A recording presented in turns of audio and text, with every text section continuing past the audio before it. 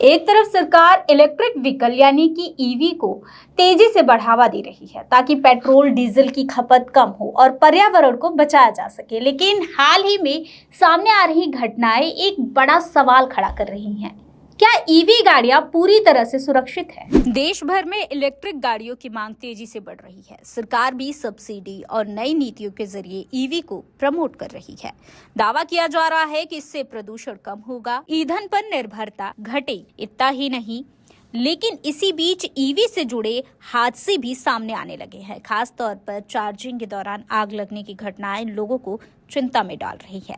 हाल ही में इंदौर में एक दिल दहला देने वाली घटना सामने हुई, जहां चार्जिंग के दौरान शॉर्ट सर्किट से आग लगी और देखते ही देखते पूरा घर आग की चपेट में आ गया। वहीं अगर हम आंकड़े की बात करें तो पिछले 3 सालों में देश के अलग अलग राज्यों में इलेक्ट्रिक वाहनों से जुड़े कुल 23,865 सड़क हादसे दर्ज किए गए हैं। इसमें से 26 मामलों में वाहनों में आग लगने की घटनाएं सामने आई है। यह जानकारी भारी उद्योग राज्य मंत्री भूपति राजू श्रीनिवास वर्मा ने लोकसभा में लिखित जवाब में दिया था। यह पूरा आंकड़ा सड़क परिवहन और राजमार्ग मंत्रालय के electronic details expert report portal से लिया गया है। इस पोर्टल पर 14 नवंबर 2022 से इलेक्ट्रिक वाहनों के लिए अलग से जानकारी भी दर्ज कराई गई है। आंकड़ों के मुताबिक साल 2023 में ईवी से जुड़े 5,594 हादसे हुए थे, जिसमें 8 आग की घटनाएं शामिल थी। साल 2024 में हादसों की संख्या 7,817 हो गई।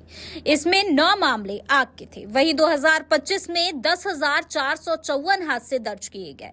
इस साल 9 आग की घटनाएं सामने आई, जो लगातार दर साल बढ़ती जा रही हैं। विशेषज्ञों के मुताबिक ईवी गाड़ियों में लगी लिथियम आयन बैटरियां अगर ओवरहीट हो जाएं या खराब क्वालिटी की हो तो आग लगने का खतरा बढ़ जाता है। खास तौर पर कि लोकल या रास्ते सस्ते चार्जर, ओवरलोडेड या फिर खराब वायरिंग हादसों की सबसे बड़ी वजह बनते हैं। ईवी सुरक्षित है, लेकिन सही चार्जिंग सिस्टम, प्रमाणित बैटरी और सावधानी जरूरी है। छोटी सी लापरवाही बड़ा हादसा बन सकती है। ईवी में आग लगने की घटनाएं कुल हादसों के मुकाबले काफी कम है, लेकिन जब भी ऐसा होता है तो नुकसान बड़ा होता है। यही वजह है कि चार्जिंग के दौरान होने वाले हादसे ज्यादा चर्चा में होते हैं। ग्लोबल रिसर्च बताती है कि ईवी में लगने वाली कुल आग की घटनाओं में करीब 15% मामले चार्जिंग के दौरान ही होते हैं।